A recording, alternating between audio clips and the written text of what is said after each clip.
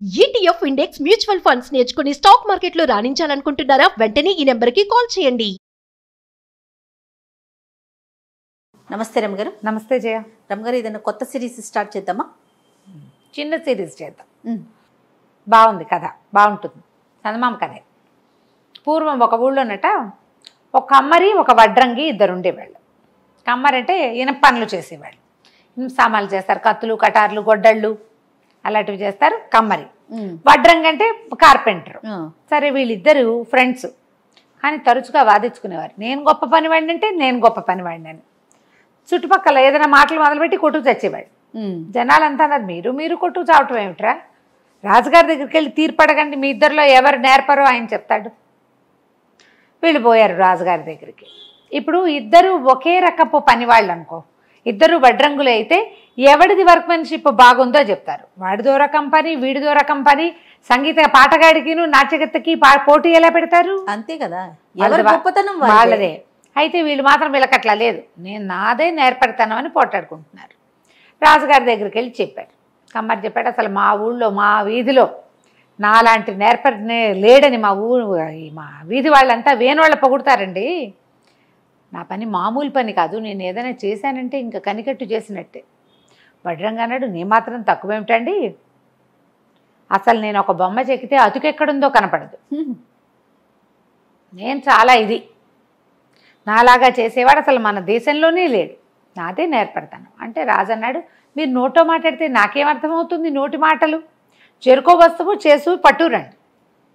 పట్టుకొచ్చాక అప్పుడు చూసి ఎవడిది గొప్ప పంతనమో చెప్తాను. ఒక 20 రోజులు సమయం తీసుకున్నారు. మళ్ళీ వచ్చారు. సరే, వాళ్ళని ప్రవేశపెడితే కమ్మరి ఒక చేపని తీసుకొచ్చాడు, లోహంతో చేసిన చేప. రాజుగారికి నవ్వొచ్చింది. ఏమిటో ఇది అన్నాడు. ఇది నీళ్ళల్లో వేస్తే తేలుతుందండి, చేప బొమ్మ.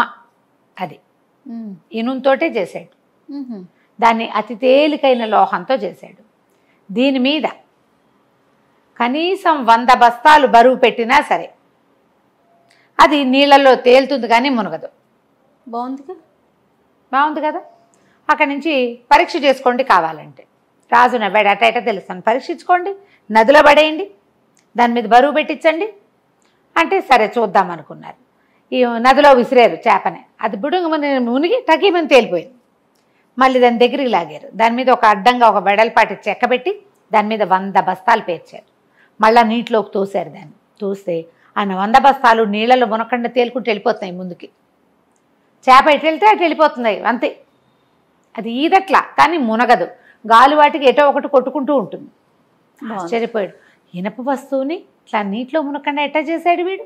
సబ్మరైన్లు చేస్తారు కదా, మునుగుతుంది. ఇప్పుడు పడవలు చేస్తారా, పడవల్లో కూడా ఒక టెక్నాలజీ కదా మునక్కండా ఉండటం. చాలా ఆశ్చర్యపోయాడు రాజు. శభాష్ అన్నారు, నీలాంటి వాడివి నువ్వే అన్నారు. అక్కడి నుంచి వడ్రంగి వచ్చాడు. అతను చేసి పట్టుకొచ్చిన బొమ్మను చూసి ఆశ్చర్యపోయారు అందరూ. డాక్టర్ గారు అన్నాడు, డాక్టర్ గారి పేరు వస్తుంది చూడు నాకు, మత ఎక్కడో ఉంది. రాజుగారు అన్నారు, ఇదేమిటి పిల్లలు ఆడుకునే బొమ్మ తెచ్చావు, ఇది పిల్లలు ఆడుకునే కొయ్య గుర్రం అన్నాడు. మామూలుగా పిల్లలు గుర్రం మీద కూర్చుని ఇట్లా ఊగుతారు, ఊగే గుర్రం ఉంటుందా, అలాంటి గుర్రం చక్కగా అలంకరించబడి ఉంది. చెక్క గుర్రం, అదే దాన్ని కొయ్య గుర్రం అంటారు. ఈ కథ పేరు కొయ్య గుర్రమే. అవును. రాజుగారు అన్నాడు, మా అబ్బాయి అయితే బ్రహ్మాండంగా ఆడుకుంటాడు దీని మీద అంటే. కాదు మహాప్రభు, ఇది గాల్లో ఎగురుతుంది చూడండి అన్నాడు. దానికి జీను అవన్నీ చక్కగా అందంగా అలంకారం చేశాడు. కుడివైపు మెడ పక్కన ఈ మొహం మీద నుంచి మెడ మీదకి ఇట్లా వస్తుంది కదా, అక్కడ వరుసగా మీటలు ఉన్నాయి. ఏదైనా తిప్పితే, ఒకటి మొదటి తిప్పితే గాల్లో ఎగురుతుంది. మీటలు తిప్పే కొందికి స్పీడ్ పెరుగుతుంది, ఎత్తు ఎక్కువ వెళ్తుంది, గాల్లో పైకి వెళ్తుంది, ఆకాశం వైపుకి స్పీడ్ పెరుగుతుంది. అనేసరికల్లా ఎవరు టెస్ట్ చేస్తారు, ఏమిటో ఇది ఎక్కడా వినలేదు, నువ్వు భలేవాడిపోయి అని రాజుగారు మాట్లాడుతుండగా, రాజుగారికి 5గురో 6గురో కొడుకులు ఉన్నారు. అందరూ ఆఖరివాడు 19-20 ఏళ్లవాడు వచ్చాడు. గుర్రం చూడగానే, హర్రే భలే బాగుంది నాన్న అన్నాడు. అనేసరికల్లా ఎగురుతుంది బాబు అని చెప్పాడు వడ్రంగి. కుర్రాడు, నేను ఎగిరి చూస్తా అంటాడు. నా తండ్రి అంటాడు, అది ఎగురుతుందో లేదోరా, కాదు కూడదన్నా. ఈ కుర్రాడు సరదాకి చటుక్కుని ఎక్కి దాని మీద కూర్చున్నాడు. ఎక్కి కూర్చున్నాడు. వడ్రంగా అన్నాడు, ఇదేమీ లేదండి, చంకల పెట్టుకుని వెళ్ళిపోవచ్చు, ఎక్కడ కావాలంటే అక్కడికి, కాళ్ళు కీళ్ళు మడిచి కూడా చంకల పెట్టుకెళ్ళిపోవచ్చు, ఇదిగో మీటలు ఉన్నాయి చూడండి, 1 మీటర్ తిప్పితే స్పీడ్ పెరిగిపోతుంది, వెళ్ళిపోతుందండి అన్నాడు. అనగానే కుర్రాడి దాని మీద కూర్చున్నాడా, తిప్పేశాడు మీటలు. 2-3 మీటలు తిప్పేసరికి అలా రైమని అది పైకి వెళ్ళిపోయింది. రాజుగారు చూస్తూనే ఉన్నాడు, కుర్రాడు ఎగిరిపోయాడు. జనాలంతా హాహాకారాలు చేశారు. ఏం పర్వాలేదండి, మీటలు వెనక్కి తిప్పడం తెలిసింది అబ్బాయి గారికి, వెనక్కి తిప్పితే తగ్గిపోతుందని చెప్తేనే వస్తాడులేండి అన్నాడు. అంతే కదా. ఈ కుర్రాడు పైకి ఎగురుతుంటే వాడు చక్క చద్దన్నం తినేసి సిద్ధంగా ఉన్నాడు. వాడికి ఆకలి రోకలి ఏం వేయలేదు. ఎగిరిపోతుంటే ఇక భయం వేయలేదు వాడికి. నువ్వు పడిపోతావని తండ్రి చెప్పినా ఈ వడ్రంగి ఏమన్నాడు, అసలు దీని నుంచి పడే ప్రసక్తే లేదు, సుఖంగా ఉంది సీటు, అది పక్కకి వరగదు, ఎలా వెళ్తుందో అటాగే వెళ్తుంది. అలాగే పైకి వెళ్తుంటే కిందకు చూస్తే ప్రపంచం చిన్నదైపోయి స్పీడ్కి ఆ గాలికి ఆ మబ్బుల్లో తేలుతుంటే కుర్రాళ్ళకి ఉత్సాహంగా ఉండదు. వీడు అత్యుత్సాహంతో అన్ని మీటలు తిప్పేసి ఎక్కడికో వెళ్ళిపోయాడు. అంతే. ఇక వాడు అటు ఇటు చూడలేదు. బాగా కొన్ని గంటలు గడిచిపోయాక ఆకలేట మొదలుపెట్టింది. సరే ఎగిరాం, ఎక్కడో చోట దింపుకుని ఆకలి తీర్చుకుంటే సరిపోతుంది. అక్కడి నుంచి 1 మీటర్ వెనక్కి తిప్పేశాడు. స్విచ్లు మీట అంటే వెనక్కి వేసేసాడు. స్విచ్లు టకా నొక్కేసరికల్లా అది మెల్లిగా స్లో అయ్యింది. తర్వాత దిగడం మొదలుపెట్టింది. చివరికి ఓ ఊళ్ళో దిగింది. సరే వీడేం చేశాడు, దాన్ని ఇట్లా కాళ్ళు కొంచెం దగ్గరగా మడవచ్చు. వాడు చెప్పాడు కదా మడిచి చంకలో పెట్టుకోవచ్చు అని. ఈ గుర్రం బొమ్మని చంకలో పెట్టుకుని ఆ ఊళ్ళో తిండికి ఏదైనా వెతకడానికి బయలుదేరాడు. వెళ్తే కాస్త ముందుకెళ్ళేసరికల్లా ఒక గుంపు సమూహం నుంచునున్నారు. అందరూ ఇట్లా ఆకాశంలోకి చూస్తున్నారు. వీడు కూడా పైకి చూశాడు, అక్కడ ఏం కనపడలేదు. మొత్తగా ఆకాశం. ఏం చూస్తున్నారండి అన్నాడు. రాజుగారు వెళ్ళారన్నాడు కింద ఉన్నవాడు. తెల్లపాడు రాజుగారు మబ్బుల్లోకి వెళ్ళటం ఏమిటి, మహా అయితే మనలాగా ఒక గుర్రం ఉండాలి ఆయనకి అనేసరికి ఒకళ్ళిద్దరు వీడేదో పిచ్చి మాటలు మాట్లాడుతున్నాడు, వాడేదో చెప్తున్నారనుకున్నాడు. 3-4 అడిగాడు. రాజుగారు ఇప్పుడే వెళ్ళారు, దిగొస్తారేమోనని చూస్తున్నారు. మబ్బుల్లోకి ఎట్టపోతాడయ్యా రాజుగారు అని అడిగితే ఎవడో ఒకడు ఆ పక్కనే ఉన్న ఒక బన్నుల కొట్లోకి వెళ్తూ, నేను కూడా ఏ ఊరు అబ్బాయి, ఏమిటి మంచి బట్టలు అవి బాగా వేసుకున్నవే, మీ నాన్న ఏం చేస్తాడు, ఇలా అడుగుతూ రా టీ తాగుతూ కానీ వీడిని వెంబడి పెట్టు తీసుకుపోయాడు. తీసుకెళ్ళి ఏం చెప్పాడంటే, ఆ ఊరు రాజుగారికి మహాద్భుత సౌందర్యవతి అయిన ఒక కూతురు పుట్టింది. పిల్ల ఎంత బాగుందో అనేవాళ్ళు అందరూ. అట్టా బాగుంది అంటే ఆయనకి నచ్చేది కాదు. మా పిల్లకి దిష్టి తగిలితే వీళ్ళంతా చూస్తున్నారనిపించేది. ఎవరైనా తన కూతురు కేసు చూస్తే నచ్చదు. కొన్ని టిపికల్ క్యారెక్టర్లు ఉంటాయి. అందుకని పిల్లని ఎవ్వరికంటా పడకుండా ఎక్కడైనా దాచాలనుకున్నాడు. అందుకని మబ్బుల్లో మేడగట్టించి మేడలో పెట్టాడన్నాడు. వీడన్న కుర్రాడికి ఆశ్చర్యం వేసింది, మన రాజుగారి అబ్బాయికి. మబ్బుల్లో మేడలు ఎట్లా కడతారండి అన్నాడు. అబ్బాయి మామూలు మేడ కాదు నాయన, అది మంత్రాల మేడ. సిద్ధుడు ఒక ఆయన రాజుగారి మనసును తెలుసుకుని ఆయనకి సహాయం చేశాడు. మబ్బుల్లో బ్రహ్మాండమైన మేడ కట్టారు. రాకుమారి అక్కడ ఉంటుంది, తండ్రి వెళ్ళి చూసుకొచ్చుకుంటూ ఉంటాడు. పిల్ల ఒక్కతే ఉంటుంది. దాని అవసరాలన్నీ తండ్రి అన్నీ మోసుకెళ్ళిపోతాడు. రోజు వెళ్ళొస్తాడు, పిల్లతోటి స్పెండ్ చేసి వస్తాడు. ఆ అమ్మాయి అక్కడి నుంచి కిందకు చూస్తూ ఉంటుంది. రాజుగారు వెళ్ళేటప్పుడు చూస్తారు, వచ్చేటప్పుడు చూస్తారు. సిద్ధుడు ఇచ్చిన అంజనం సహాయంతో ఈయన రోజు పైకి వెళ్ళి కిందకు వచ్చేస్తుంటాడు. అనేసరికల వీడికి ముందు తిండాసక్తి పోయింది. మబ్బుల్లో మేడ, అందులో ఒక అందమైన పిల్ల, అదేమిటో చూడాలి. పైగా ఆయన ఏం రాసుకుని ఇప్పుడు తనంటే గుర్రం ఎక్కొచ్చాడు, ఈయన ఎట్లా వెళ్తాడు? వాళ్ళ రహస్యం వాళ్ళ దగ్గర ఉంటే మనకుంది కదా రహస్యం. సరే ఏం చేశాడు, అతను ఒంటి మీద ఉన్న ఒక వస్తువుల్లో ఒక బంగారపు వస్తువు అక్కడెక్కడ ఊళ్ళో అమ్మేసి డబ్బులు జేబులో పెట్టుకున్నాడు. ఓ పూటకోళ్ళమ్మ ఇంటి దగ్గర చేరాడు. ఏం చేశాడు, చక్క సాయంకాలం సుష్టుగా భోజనం చేసి చీకటి పడి జనం అంతా మాట మణిగిన తర్వాత ఏం చేశాడు, చక్కగా గుర్రం ఎక్కి రయ్యమని పైకి వెళ్ళాడు. పైకి వెళ్ళి ఇక ఈ రాజ్యం చుట్టుపక్కల ఉన్న మబ్బులన్నీ మెల్లిగా చూడడం మొదలుపెట్టాడు. మబ్బుల్లో నిజంగానే సౌధం కనపడింది. దగ్గరికి వెళ్ళేసరికల్లా ఈ మనిషి వస్తున్న సద్దు చూసి రాజకుమారి ఏమనుకుంది, నాన్న చీకటి పడి వస్తున్నాడు అనుకుంది. తలుపు తీసి చూస్తే నాన్న లేడు. అక్కడ ఒక కొయ్య గుర్రం, దాని మీద టీవీగా నుంచున్న ఓ 19-20 ఏళ్ల కుర్రాడు. ఆ పిల్ల ఈ మధ్యకాలంలో మగపిల్లల్ని చూడలేదు, ఇన్నాళ్ళలో అయింది, కింద నుంచి వచ్చేసింది కదా. కొంచెం సిగ్గుపడింది. ఎవరు నువ్వు ఏమిటి అని కనుక్కుంది. లోపలికి రమ్మంది. గుర్రంతో సహా లోపలికి వెళ్ళాడు. ఆ పిల్లకు 16-17 ఏళ్ళు ఉంటాయి. వీడికో 19-20 ఏళ్ళునే. ఇద్దరు కబుర్లు చెప్పుకోవటం మొదలుపెట్టారు. దానికి తిండి తిప్పలు అన్నీ ఉన్నాయి కదా పైన.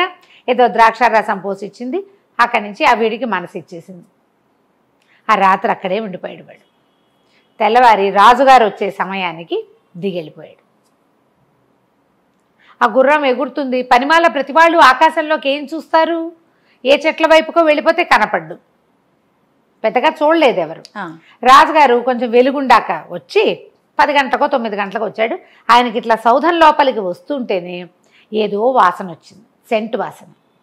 కుర్రాడు రాకుమారుడు కదా, వీడికి ఏదో చిన్న అత్తర్లవి రాసుకునే అలవాటు ఉంది. ఎవరో వచ్చారు. అక్కడి నుంచి నా మెల్లిగా ఇల్లు సామాన్లు అన్నీ చూస్తే సోఫాల మీద కూర్చున్న గుర్తులు, మంచం మీద 2 మనుషులు పడుకున్నట్టుగా గుర్తు కనపడింది. ఆయన అప్పుడప్పుడు ఒక పని మనిషిని తీసుకొచ్చి శుభ్రం చేయించేవాడు తనతో పాటు తీసుకొచ్చి. ఎవ్వరూ రాలా, నిన్నెవరు రాలా, మొన్నెవరు రాలా. ఇవాళ నేను వచ్చేసరికి ఎవరో ఒకడు మనిషి వచ్చిన ఇది ఉంది. ఎవరు వచ్చి వెళ్తున్నారో తెలియలేదు. ఆయన కూతురు మొహంలో వింత కాంతి కనపడేదానికి. దానికి మంచి నిన్న సాయంత్రం అంతా ఎవరితోటో సరదాగా స్పెండ్ చేస్తే పిల్లలు ఉత్సాహంగా ఉండరు మర్నాటి పొద్దుటికి. ఈ పిల్ల మొహంలో కనపడిన ఉత్సాహం చూస్తే ఆయనకి ఎవరో మగపిల్లవాడే వచ్చాడని అనుమానం వచ్చేసి ఏదో ముభావంగా మాట్లాడి కిందకు వచ్చేసాడు. వచ్చి తన సైన్యం వీళ్ళందరికీ చెప్పాడు, ఎవరో వచ్చి వెళ్తున్నారు. ఎవరికైనా మాయమంత్రం తెలిసిన వాడు ఎవడో అయ్యి ఉండాలి. ఎట్లా పట్టుకోవాలి? ఆ రోజు నుంచి ప్రయత్నం చేయటం మొదలుపెట్టారు. మనవాడు రోజు చీకటి పడి వెళ్తాడు, తెల్లవారేసరికి వచ్చేస్తాడు. ఆయనకి తెలుస్తోంది రోజు వస్తున్నాడు అని. ఏమీ చేయలేకపోయాడు. దీనికి ఏదైనా ఒక ప్లాన్ ఆలోచించామని మంత్రికి చెప్పాడు. మంత్రి చెప్పాడు, మన వాళ్ళు యోధులు 4 ఉన్నారు కదా, వీళ్ళు 4 కాపలా పెట్టి రండి అన్నాడు. ఎక్కడక్కడ పైన కోణం పైన ఆకాశంలో మబ్బుల్లో. సరే, బ్రహ్మాండమైన యోధులు 4 ఉంటే ఆ 4 తీసుకెళ్ళి కాపలా పెడితే రాత్రి అబ్బాయి వెళ్ళాడు వచ్చాడు, వాళ్ళు నిద్రపోయారు. వాళ్ళకి రాత్రి నిద్ర అలవాటు. 12 అయ్యాక వాళ్ళు పడుకున్నారు. అప్పుడెవరు వస్తారని 12 గంటలకు రాకుమారుడు వెళ్ళాడు. పిల్ల తెల్లవారేదాకా అతనితో స్పెండ్ చేసి నాన్న వచ్చేసరికి ఇంకా నిద్ర మంచం మీదే ఉంది. అబ్బాయి తెల్లవారంగానే వెళ్ళిపోయాడు. దాంతో ఈయన కొళ్ళు మండిపోయింది. ఏం చేయాలో తెలియలా. యోధులు నిద్రపోతే పూట పూట ఆ యోధులను తీసుకెళ్ళి రాకుమార్తె దగ్గర పెట్టేటువంటి మళ్ళీ లేనిపోని కొత్త తంట. దాంతో మంత్రి అన్నాడు, ఓ పని చేద్దాము, మెత్తటి రంగు పొడి చేయిద్దాం, అది మొత్తం అంతా చల్లిరండి, ఆ రంగు ఎవడి బట్టలు కట్టుకుంటుందో చూద్దాం, ఊళ్ళో పరీక్ష చేద్దామన్నారు. సరే, ఏం చేశారు, మర్నాడు మళ్ళీ వెళ్ళినప్పుడు ఆయన ఒక పౌడర్ డబ్బా లాంటి దాంట్లో రంగు పోసిచ్చారు. అన్ని చోట్ల ఆ రంగు చల్లేశాడు. సోఫాల దగ్గర అక్కడ ఎక్కడో చోట బట్టలకి రంగు అంటుకునేలాగా వేసేసాడు. రాకుమారుడు ఆ రోజు రాత్రి వెళ్ళాడు. కానీ వాడు అబ్జర్వ్ చేశాడు. అబ్జర్వ్ చేసి గుర్రం ఎక్కాక చూసుకున్నాడు. తెల్లవారుతూ ఉండగా దిగుతున్నాడు. దిగుతూ చేతులకి అక్కడ ఇక్కడంతా రంగంటింది, ఏదో గులాబీ రంగు, ముత్యాలు అవి కుట్టి ఉన్న చక్కటి అంగరఖ వాడిది. వాడేం చేశాడు, ఆ గుర్రం మీదే కూర్చుని దానికి చేతులు పుచ్చుకోవాల్సిన పని లేదుగా, దాని దారిని అది తిరుగుతుంది. వీడేమి దాన్ని చెల్చెల్లు అనక్కర్లేదు, కళ్ళేలు పుచ్చుకోవాల్సిన భయం లేదు దానికి. కూర్చుంటే చాలు చొక్కా చక్కగా విప్పేసేసి ఆ అంగరఖాన్ని కిందకి పడేసేసి చొక్కా లేకుండానే పెదరాజు పెద్దమ్మ ఇంటికి వెళ్ళి పడుకున్నాడు మాట్లాడకుండా. ఓకే. ఆ పూట ఏమైంది, పొద్దున్నే ఒక పెద్ద ముసలాయన ఒక ఆయన ఆ ఊళ్ళో కొంచెం అడుక్కుంటూ ఉంటాడు. ఆ ముసలాయనకి పైనుంచి పడుతున్న బట్టలు కనపడ్డాయి. ఒక్క రవ్వ చలికాలం ముదురుతోంది. అంత పెద్ద కోటు లాంటిది పైనుంచి కిందకు ఉండేది. షేర్వాణీలో అవి వేసుకుంటారు కదా, అట్లాంటిది రాకుమారుడి చొక్కా వెచ్చగా ఉంటుంది. డబల్ది అది కోటు. అది తీసి తొడుక్కున్నాడు. ఎంత బాగుందో, ఎంత హాయిగా ఉందో. ఎవరో మహానుభావుడు ఆకాశం నుంచి పడేసాడని వేసేసుకున్నాడు. సరే, ఇక తెల్లవారిన దగ్గర నుంచి సైనికులు వెతకడం మొదలుపెట్టారు. ఈ రంగంటిన బట్టల వాడు ఎక్కడైనా ఉన్నాడా చూస్తున్నారు. చూస్తుంటే ఒక దేవాలయం బయట అడుక్కుంటూ వీడు కనపడంగానే వాళ్ళు ఆ రంగు ప్రత్యేకమైన కలరు బట్టల కంటిది, అది చేతుల దగ్గర కూర్చునే చోట అతుక్కోవాలి. కరెక్ట్గా 2 చోట్లలోనూ కనపడుతోంది. పట్టేసుకున్నారు. పట్టుకొని ఈడ్చుకుపోయారు. ఒక దళవాయి ఉన్నాడు, వాడు అవురవరా రాజకుమారి దగ్గరికి వెళ్తావరా బాడుకోవా అని ఏవో 4-5 తిట్లు తిట్టి అక్కడి నుంచి రాజుగారి దగ్గర తీసుకుపోయారు. వాడు చెప్తూనే ఉన్నాడు, పైనుంచి పడ్డాయండి, నేను వేసుకున్నానండి అంటే ఇక వినిపించుకోలే. రాజుగారు చీచి వాడి మొహాన్ని నేను చూడండి ఊరేసేయండి అన్నాడు. ఓరి, నా కూతురు దగ్గరికి రోజు వెళ్ళొచ్చా వాడి మొహం నేను ఎందుకు చూడాలి? అసలు అవునో కాదో నిర్ధారించుకోవాలి కదా. ఆ బట్టలు ఇంకోటి ఎవరు ఎలా వెళ్తాడు? ఆ మబ్బుల్లో వేసిన రంగు మబ్బుల్లో ఉన్న సౌధంలో వేసిన రంగు భూమి మీద తిరిగే మామూలు వాడికి ఎలా వస్తుందో చెప్పు. ఓకే, అట్లా ఆలోచించారు. అక్కడి నుంచి బురేసేస్తారని చెప్పుకుంటున్నారు ఊరంతా. ఊరేయటానికి సాయంకాలమో ఎప్పుడో వెళ్ళాలి. అయితే ఏమైంది, ఊరంతా రాజకుమారి దగ్గరికి ఎవరో కుర్రాడు వస్తున్నాడని, రాజుగారు చాలా ఉగ్రంగా ఉన్నాడని చెప్పేసుకుంటున్నారు. ఆ ఎవరైతే రాకుమార్తె దగ్గరికి తిరుగుతున్నాడో కుర్రాడు, ఒక మగవాడు, వాడు పట్టుపడ్డాడని తెలిసిపోయింది బయటికి. జనం అంతా చేరారు. చేరితే ఈ చేరించిన అయ్యో వీడెవడు, ఉష్టడుకుని ముసలాడు, గుడి బయట అక్కడ కనిపిస్తాడు, దుకాణాల దగ్గర కనిపిస్తాడు, ఏదైనా చిన్న పని చేసి 10 పావలా తీసుకునేవాడు, వీడు మబ్బుల్లోకి వెళ్ళటం ఏమిటి? వాడు చెప్తున్నాడు పాపం, ముసలా అతను చెప్తున్నాడు, అతను పక్కన, నేను ఒట్టి బిచ్చగాడిని, బట్టలు పైనుంచి పడ్డాయి, వెచ్చగా ఉన్నాయని వేసుకున్నాను అని. వీళ్ళకి వినిపించుకునే గుణం లేదు. నోరు మూయండి, నోరు మూసుకుంటారు, ఇంకేం చేస్తారు? పైగా వాళ్ళు నలుగురు 10 మంది ఈ గుర్రాలు డెక్కల శబ్దంలో ఈ ముసలాడు పాపం ఏదో మాటలు చెప్పినా వినపడదు, చావదు. ఊరన్నారు. తీరా ఏమైంది, ఊళ్ళో అందరూ గుంపులుగా వెళ్తుంటే మనవాడు కూడా ఏమిటి అని కనుక్కుంటే రాజకుమార్తె దగ్గరికి మబ్బుల్లో సౌధానికి ఒకడు వెళ్తాట.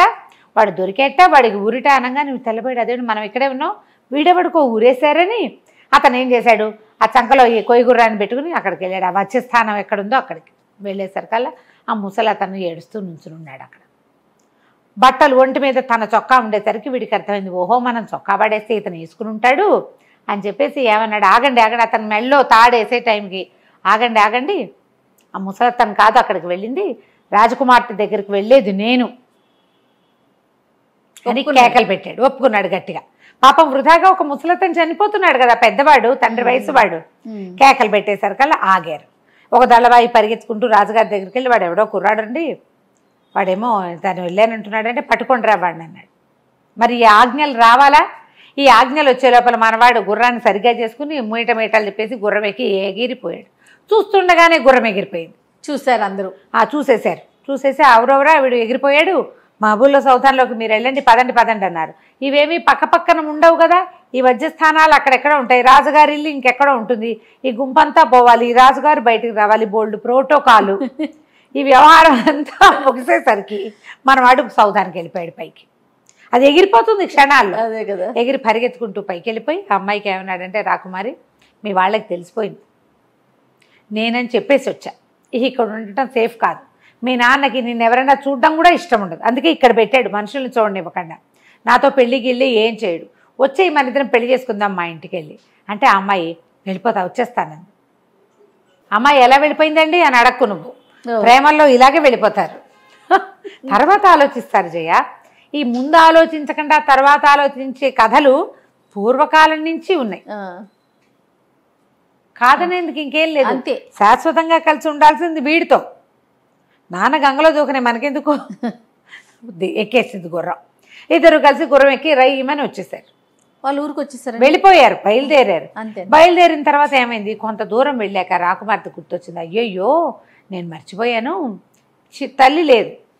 మా అమ్మ నా చిన్నప్పుడు ఎప్పుడు చెప్పేది, 2 పెద్ద ఆభరణాలు చేయించింది అత్తవారికి, నేను ఇవ్వాల్సిన కానుకలవి, నా వివాహం తర్వాత మా అత్తగారి కోటి మామగారి కోటి ఆ ఆభరణాలు ఇవ్వాలని చెప్పింది, నా మబ్బుల సౌధంలో ఉండిపోయినాయి, అవి తీసుకొస్తానంది. అంటే కుర్రాడు అన్నాడు, రాజకుమారి అబ్బాయి మనకేం తక్కువమ్మా, నగలకి గిగలకి అక్కడ ఏం తక్కువ లేదు, నీకు ఏ ఆభరణం కావాలంటే ఆభరణం నేను చేయిస్తాగా అనేసరికి ఈ పిల్ల ఏడ్చింది. అయ్యో మా అమ్మ సెంటిమెంటు, ఆవిడ ఎంతో ఫీల్ అయింది, అయినా నేను అత్తారింటికి వెళ్తూ ఒట్టి చేతులతో వెళ్ళటం ఏంటి, రాజుగారి కూతుర్ని,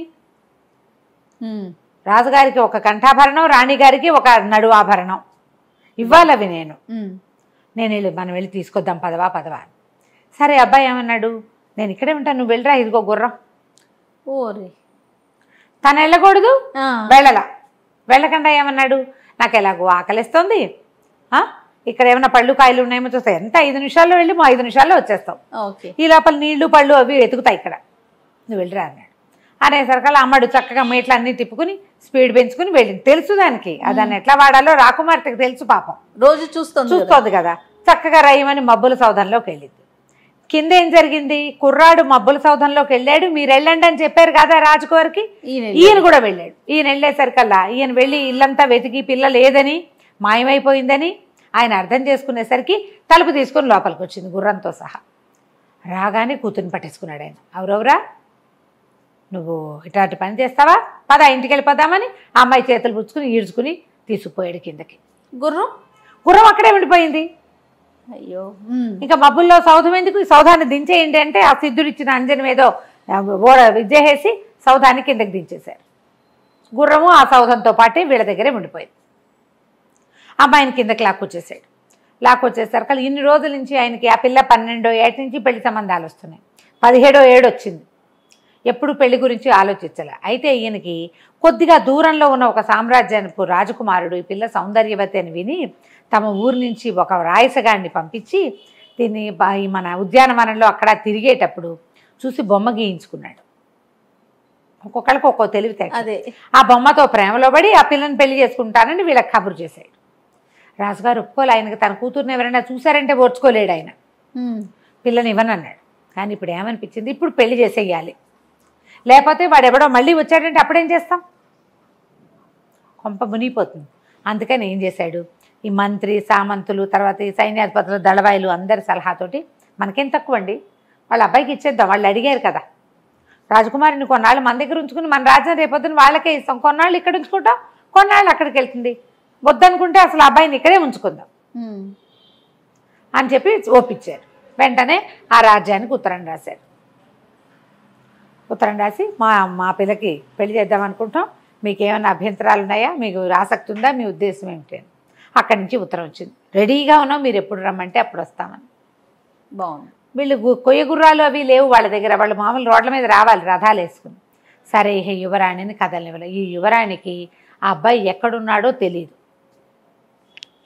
ఎట్లా తెలుస్తుంది, ఆకాశ మార్గంలో తోటలో దిగారు వాళ్ళు. ఏ తోటో ఏంటో ఏమీ తెలియదు. ఆ కుర్రాన్ని గుర్తుపట్టగలిగేవాడు ఎవ్వడూ లేడు. ఈ అమ్మాయికి దారి తెన్ను తెలీదు. ఏడుచుకుంటూ కూర్చున్నది, ఏం చేయాలో తెలియక. ఆభరణాల పిచ్చితోటి వెనక్కి వచ్చాను, అబ్బాయి ఏమో అక్కడ ఉండిపోయాడు. అక్కడ ఉన్నవాడు ఎప్పటికీ రాకుమార్తె రాల. అయితే ఇక వాడికి ఏమైంది, చీకటి పడిపోయింది, రాత్రి తెల్లవారిపోయింది, కళ్ళు కూరుకుపోతున్నాయి, ఆకలి వేసేస్తుంది. నడవటం మొదలుపెట్టాడు పక్కకి. నడిస్తే ఏమైంది, అది తోట కాదు, ఏదో ఒక బంజరు బయలు, ఏవో చెట్లు. కొన్ని చెట్లకి భలే పళ్ళున్నాయి, కొన్ని ఎర్రటివి, కొన్ని ఆకుపచ్చటివి. ఏమనుకున్నాడు, ఆకుపచ్చకాయలు పచ్చివి, ఎర్రకాయలు పండువి అనుకున్నాడు. ఎర్రపళ్ళు కోసు తిన్నాడు, తీయగా ఉన్నాయో. తినగా వాడికి నిద్ర వచ్చేసింది. పడుకుని నిద్రపోయాడు. తెల్లారు లేచాక రాకుమారుడు ఏమయ్యాడో మనం తర్వాత భాగంలో తెలుసుకుందాం. ఇక్కడ ఇంకొక ట్విస్ట్ ఉందా? రైట్ అమ్మగారు, నమస్తే. నమస్తే చెయ్యి. సుమన్ టీవీలో మీ పర్సనల్ అండ్ బిజినెస్ ప్రమోషన్స్ కోసం కింది నెంబర్కి కాంటాక్ట్ చేయండి.